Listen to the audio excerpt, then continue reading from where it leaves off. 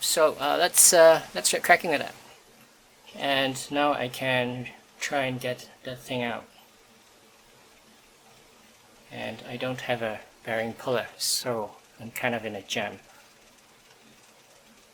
Let's see if we can figure that out.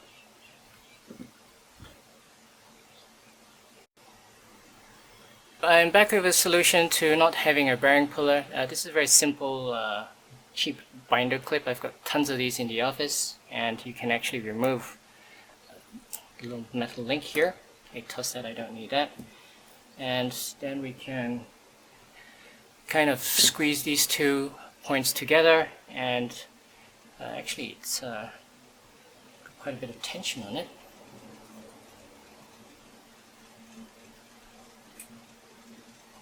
So stick that in there, push it in all the way, and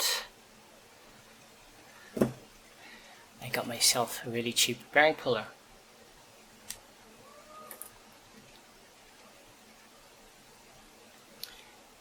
And as you can see, this bearing, it's a goner. So we're gonna toss this bearing. Well, before we toss it, we're gonna measure it. I could have gone on a forum and asked what the measurements are, but I've got a caliper somewhere, so I'll measure out the bearing, and then we can see if we can get a replacement bearing. For fishing reels, you don't need high quality, ABAC rated bearings. You just need stainless steel bearings that are of reasonable quality. They don't even need to be accurate, because they're not going to be rotating at high speed. For bottom bashing on an overhead reel, just any old bearing will do. Sealed or open, doesn't matter. I go with the cheaper one, and just replace them more frequently. They're maybe $1 each, or less if you buy them in bulk from an online retailer. Let me sort that out. I'm back with my calipers, and we are now measuring the size of this bearing, and that's 17 5mm, and the interior would be 6.8, 6.9. Okay, I would think that would be a 7. So this would be a 17 outer, 7 inner, and thickness 5mm. Okay, so 17.75 size bearing. Fortunately for me, the area that I live happens to be an industrial area, and I have tons of bearing suppliers here, so it looks like we're going for a walk.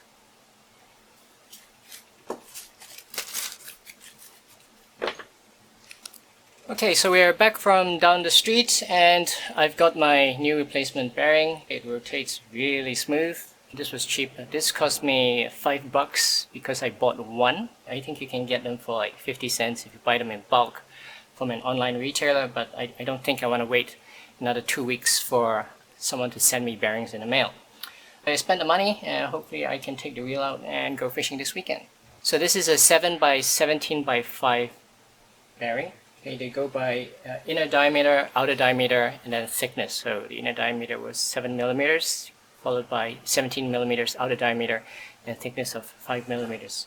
So we're going to bend this one, and we're going to lube up, and I don't put lube inside. I know some people take out the bearings and stuff. What I do is I put grease on the outside so that salt water doesn't go in and mess with the bearings, but when it does, I'll just toss the bearing and replace it with a new one. So I'll probably place an order online for a couple of these at a few cents each.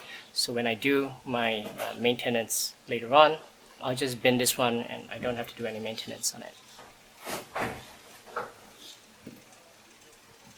Now I'm going to show you how to service the drag on this reel. Okay, this reel is pretty nice that it's got a sealed drag. There are not many reels that you could actually call them a sealed drag. And simply pull the spool out this way, and it drops right out. That's going to need a proper clean and a re-grease. I can see some corrosion on the brass parts in there, so that will probably just need a wipe and grease it so that it doesn't corrode. The reel itself is in good condition.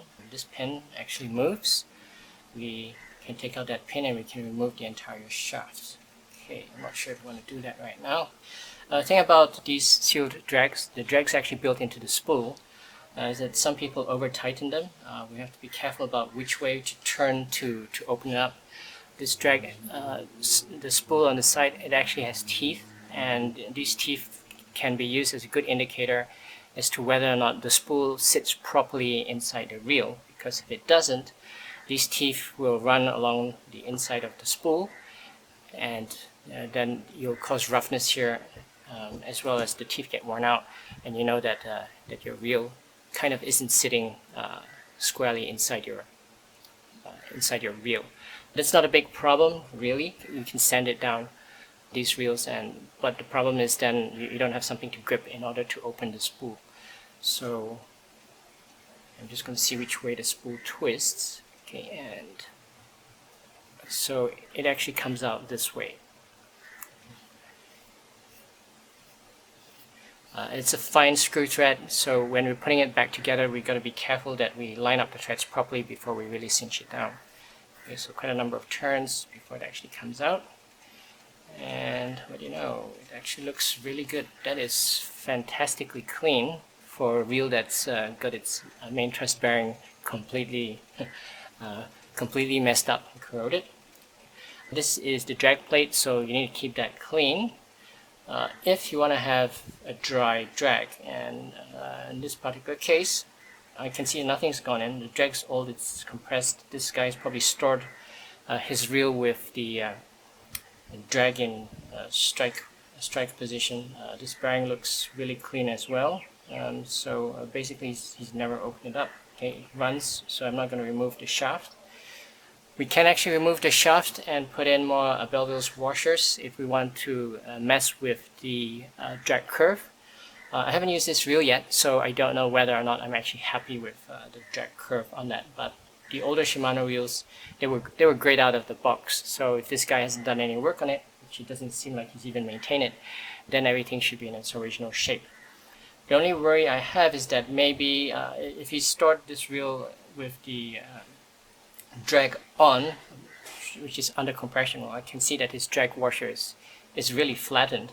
It's shiny. Yeah, it's really shiny because it's been compressed. So I'm probably going to change that out. I have placed an order for a carbon fiber drag. That should be in the mail today, if not tomorrow.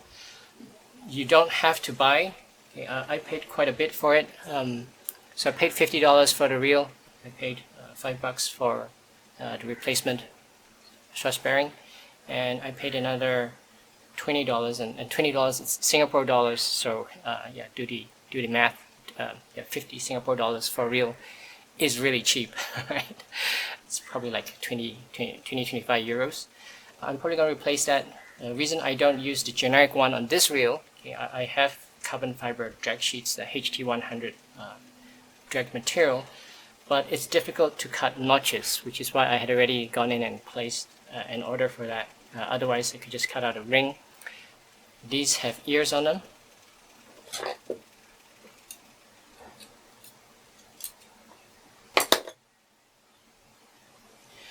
Yes, this one's completely flat.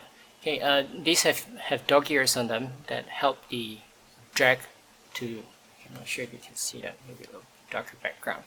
Okay, so these have little dog ears that help to hold the drag material from spinning, and when the drag pressure plate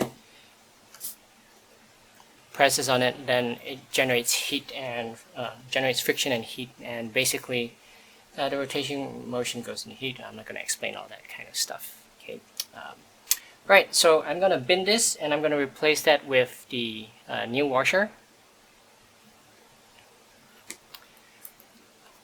And the new washer has made it in the mail. This is for Shimano Charter Special TR1000 and 2000. So the only difference between this reel and the 2000 is this is a heck of a lot smaller. So unless you're fishing in hundreds of meters of water, this is a fantastic size to have. The drag's the same, the gearing is the same. The only thing that's different is the 2000 is a wider reel, and I want something small, light, and compact.